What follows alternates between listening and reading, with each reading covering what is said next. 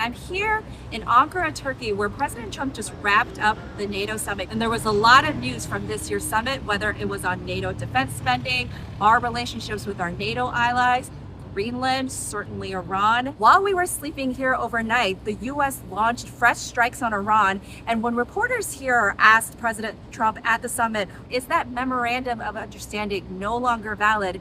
And he said, for me, the ceasefire is over. He said, my negotiators can continue to talk if they want, but he sees those negotiations as a waste of time. He had very harsh words for Iranian leaders. They're vicious, violent people.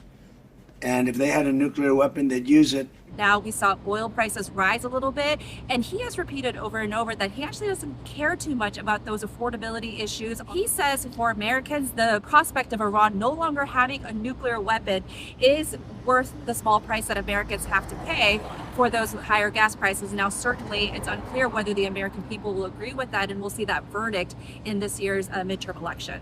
President Trump's rocky relationship with NATO has been no secret. He actually had been tweeting several days before the summit that he had been very angry at allies. You saw Secretary General Mark Rutte really tried over and over to soothe Trump, saying the allies were here for you, not just on defense spending, but on Iran as well, if you look at the big picture. And he said all the advancements that the NATO alliance has made on defense spending would not have happened except for President Trump. And we really saw a change of tone, a change in attitude, if you will, from the president at his press conference that just wrapped up moments ago. He said that there was a lot of love in the room when NATO leaders met, and that there was a lot of unity as well. Those are not words that we would have expected to hear from the president at the start of the summit, but he left Ankara, Turkey on a good note as it relates to the NATO alliance.